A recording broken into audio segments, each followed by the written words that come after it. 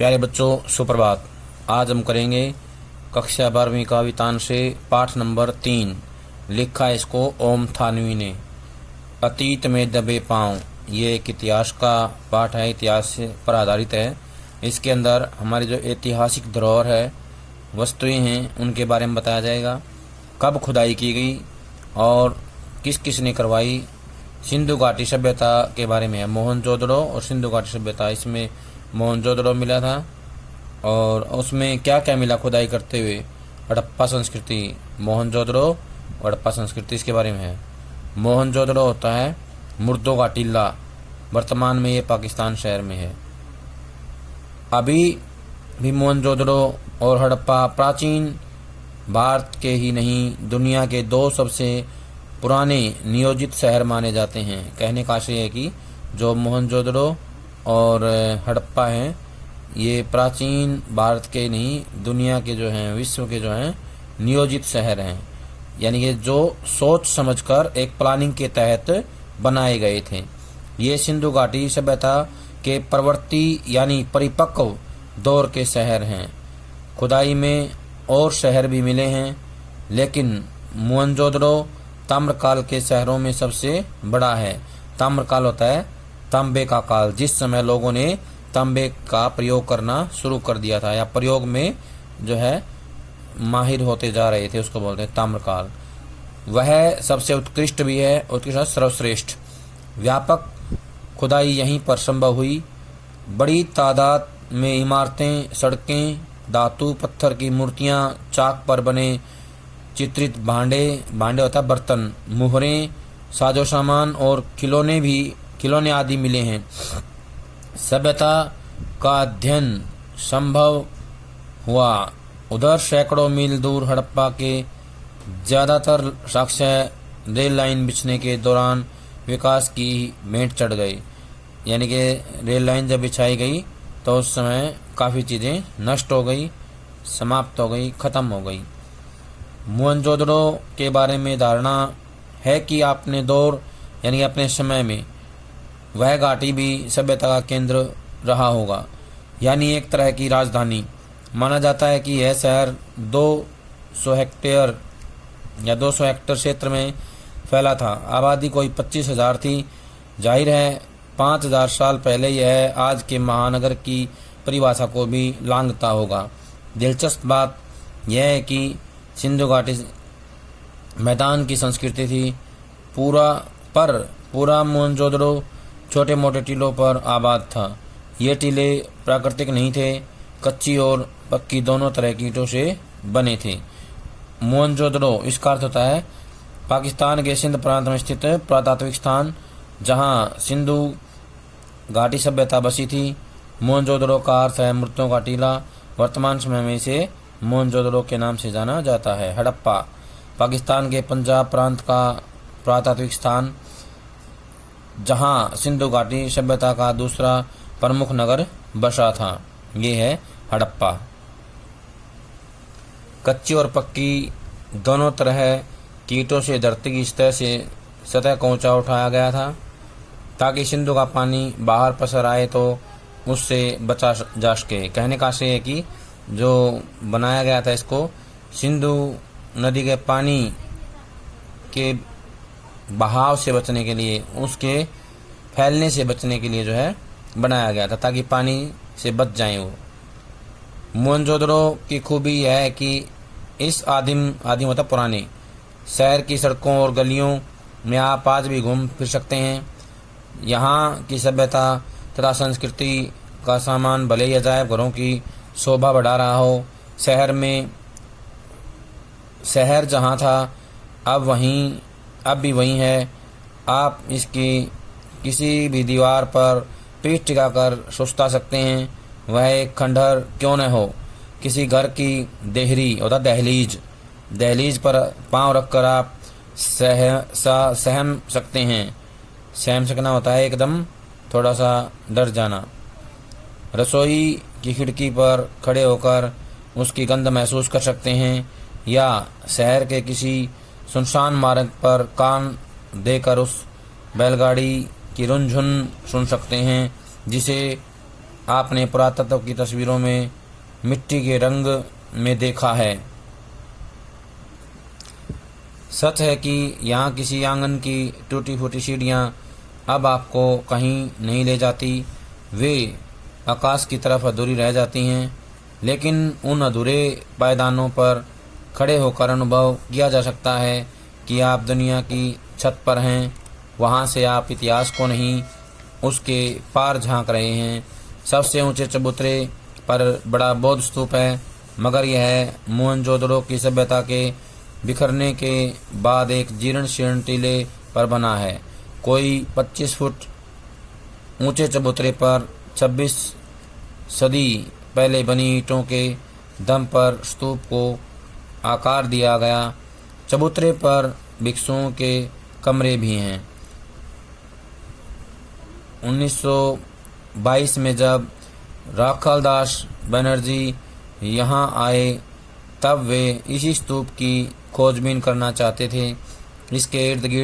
इसके गिर्द खुदाई शुरू करने के बाद उन्हें इल्हाम हुआ। इल्हाम होता है अनुभूति, ज्ञान होना हुआ। यहाँ ईसा पूर्व के निशान हैं। भारतीय पुरातत्व सर्वेक्षण के महानिदेशक जॉन मार्शल के निर्देशन पर खुदाई का व्यापक अभियान शुरू हुआ। धीमे धीमे यह खोज विशेषज्ञों को सिंधु घाटी सभ्यता की देहरी पर ले आई। इस खोज ने भारत को मिस्र और मेसोपोटामिया की प्राचीन सभ्यताओं के समकक्ष ला खड़ा किया। दुनिया की प्राचीन सभ्यता होने के भारत के दावे को पुरातत्व का वैज्ञानिक आधार मिल गया। पर्यटक बंगले से सर्पिल पगडंडी पार कर हम सबसे पहले इसी स्तूप पर पहुंचे। पहली ही झलक ने हमें ऐपलक कर दिया, यानी ये पहली बार हमने देखा तो हम क्या हो गए, एक टक उसे देखते रह गए। इसे नागर सभ्यता का सबसे पुराना लैंडस्केप कहा जाता है। यह शायद सबसे मनोरंजक भी है। न आकाश बदला है, न धरती पर कितनी सभ्यताएं, इतिहास और कहानियां बदल गई हैं।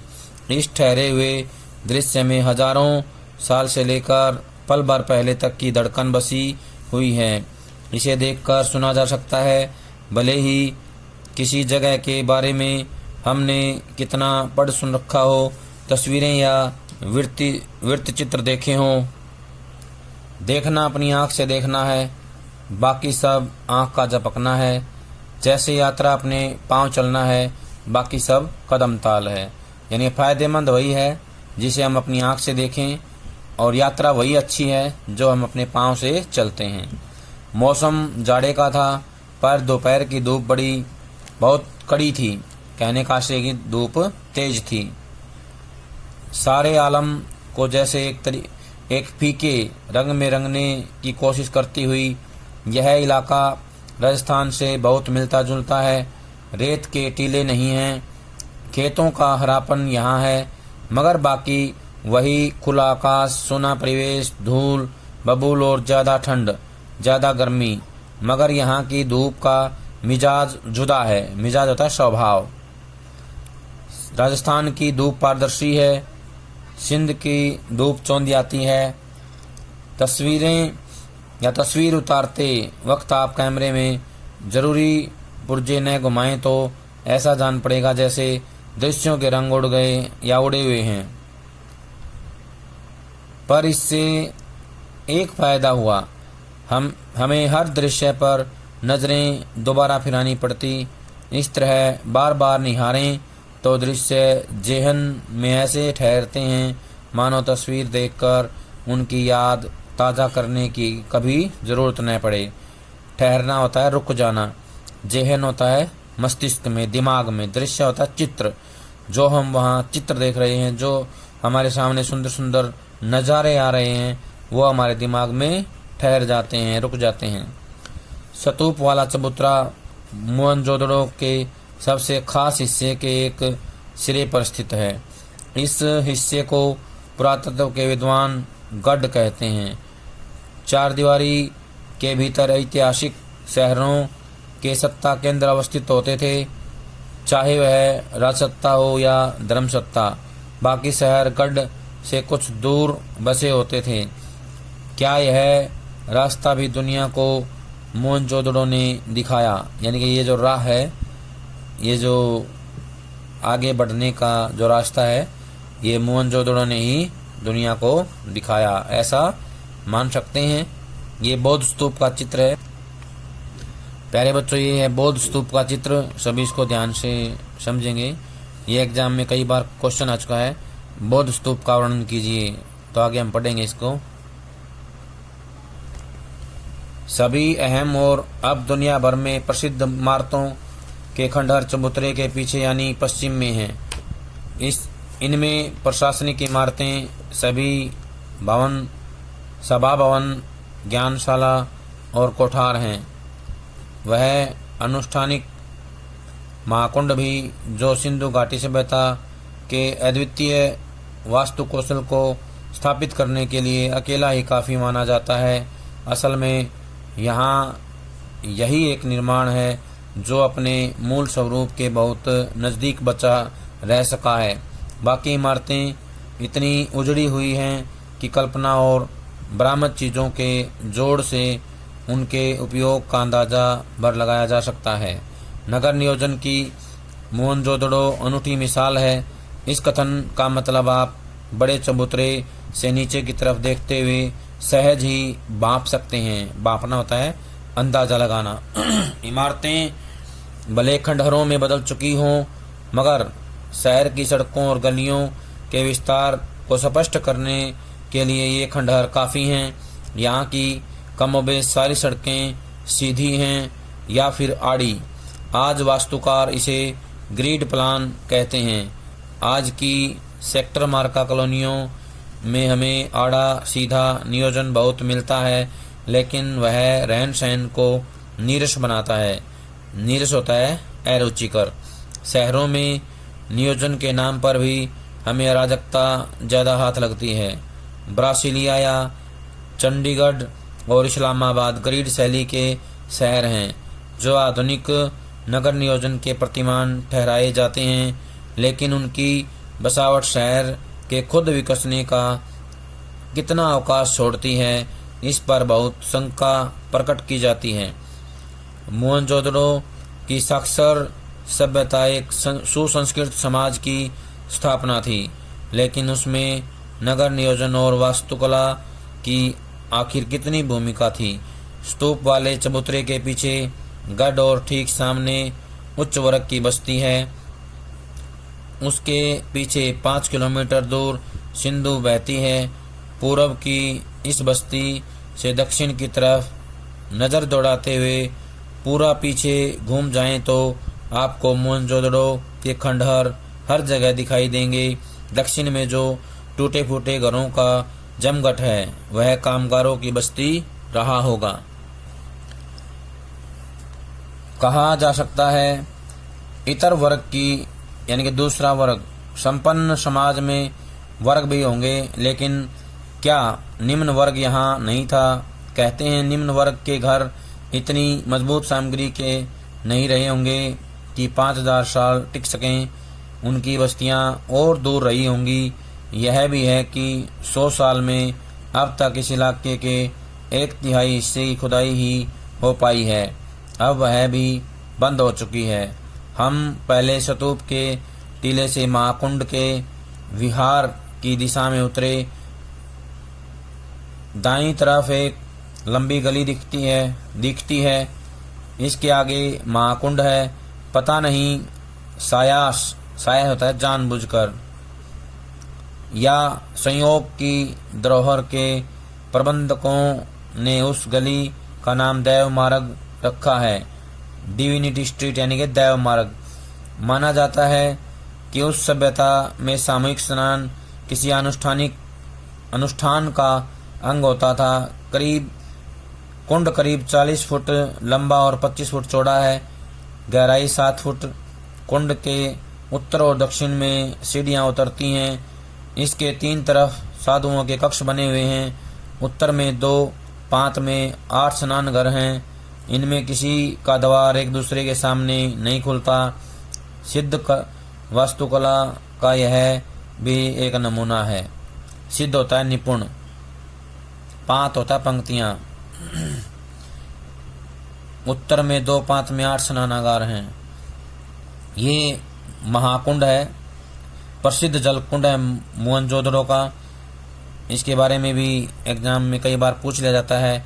महाकुंड की विशेषताएं बताइए, या महाकुंड का निर्माण कैसे किया गया है, तो लंबाई चौड़ाई ये सारी बातें इसमें बतानी है।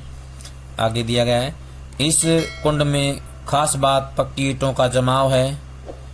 कुंड का पानी रिस न सके और बाहर का अशुद्ध पानी कुंड में न आए, इसके लिए कुंड के तल में और दीवारों पर ईंटों के बीच चूने और चिरोड़ी के गारे का इस्तेमाल किया गया है, यानी कि चिकनी मिट्टी जो होती है। पार्श्व की दीवारों के साथ दूसरी दीवार खड़ी की गई है, जिसमें सफ़ेद डामर का प्रयोग किया गया है, यानी सफ़ेद सीमेंट जैसे होती है उसका प्रयोग करना। कुंड के पानी के बंदोबस्त के लिए एक तरफ कुआं है, दोहरे घेरे वाला यह अकेला कुआं है। इसे भी कुंड के पवित्र या अनुष्ठानिक होने का प्रमाण माना जाता है या माना गया है। कुंड से पानी को बाहर बहाने के लिए नालियां हैं। इनकी खासियत यह है कि ये भी पक्की ईंटों से बनी हैं और ईंटों से ढकी भी हैं, जैसे आजकल सीवर बनाए गए हैं। ठीक वैसे ही पुराने समय में, सिंधु सभ्यता के समय में नालियों को ढका जाता था ताकि स्वच्छता बनी रहे, बीमारियों से बचा जा सके। ये जल निकासी के लिए नाली बनाई गई है। जल निकासी का उन्नत प्रबंध जो सिंधु घाटी सभ्यता की अनूठी विशेषता है। ये जैसे सीवर बनाए जाते हैं आज के समय में, पुराने समय में ऐसे ही नालियां बनाई गई थी। जल निकासी के लिए बनाई गई जो नालियां हैं, ये उस समय का प्रयोग है। पक्की और आकार में समरूप दूसरी ईंटें तो सिंधु घाटी सभ्यता की विशिष्ट पहचान मानी गई हैं। ढकी हुई नालियों का उल्लेख भी पुरातात्विक विद्वान और इतिहासकार जोर देकर करते हैं। पानी निकासी का ऐसा सुव्यवस्थित बंदोबस्त इससे पहले के इतिहास में नहीं मिलता। महाकुंड के बाद हमने गढ़ की परिक्रमा की। कुंड के दूसरी तरफ विशाल कोठार है। कर के रूप में हासिल अनाज शायद यहाँ जमा किया जाता था। इसके निर्माण रूप खासकर चौकियों और हवादारी को देखकर ऐसा कयास लगाया गया है। यहाँ 9 चौकियों की 3 कतारें हैं। उत्तर में एक गली है जहाँ बैलगाड़ियों का जिनके प्रयोग के साक्ष्य मिले हैं, बैलगाड़ियों का प्रयोग होता था, ऐसा कुछ माना जाता है। ढुलाई के लिए आवागमन होता था। ठीक इसी तरह का कोठार हड़प्पा में भी पाया गया है। ये कोठार इसलिए बनाए गए थे ताकि वहाँ अनाज का भंडारण किया जा सके, अनाज को इकट्ठा किया जा सके, और वहाँ वो बैलगाड़ियों के द्वारा लाया जाता था। अब यह जग जाहिर है कि सिंधु घाटी के दौर में व्यापार ही नहीं, उन्नत खेती भी होती थी। वर्षों यह माना जाता रहा कि सिंधु घाटी के लोग अन्न उपजाते नहीं थे, उसका आयात करते थे। आयात होता है मंगवाना, बाहर से चीजें मंगवाना। नई खोज ने इस ख्याल को निर्मूल साबित किया है, बल्कि अब कुछ विद्वान मानते हैं कि वह मूलतः खेतीहर और पशुपालक सभ्यता ही थी। लोहा शुरू में नहीं था, पर पत्थर और तांबे की बहुतायत थी। पत्थर सिंध में ही था, तांबे की खानें राजस्थान में थी। इनके उपकरण खेती बाड़ी में प्रयोग किए जाते थे, जबकि मिस्र और सुमेर में चकमक और लकड़ी के उपकरण इस्तेमाल होते थे।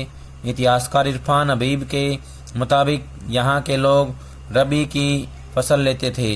कपास, गेहूं, जौ, सरसों और चने की उपज के पुख्ता सबूत खुदाई में मिले हैं। यह वह सभ्यता का तर युग था जो धीमे धीमे सूखे में ढल गया। तर होता है पूरी तरह से उन्नति के चरम पर पहुंचा हुआ युग। विद्वानों का मानना है कि यहाँ जवार, बाजरा और रागी की उपज भी होती थी। लोग खजूर, खरबूजे और अंगूर उगाते थे, झाड़ियों से बेर जमा करते थे, कपास की खेती भी होती थी। कपास को छोड़कर बाकी सब के बीज मिले हैं और उन्हें परखा गया है। कपास के बीज तो नहीं पर सूती कपड़ा मिला है। ये दुनिया में सूत के 2 सबसे पुराने नमूनों में से एक है। दूसरा सूती कपड़ा 3000 ईसा पूर्व का है जो जॉर्डन में मिला है। मोहनजोदड़ो में सूत की कताई बुनाई के साथ रंगाई भी होती थी। रंगाई का एक छोटा कारखाना खुदाई में माधव स्वरूप वत्स को मिला था। छाल्टी या लीलन और ऊन कहते हैं।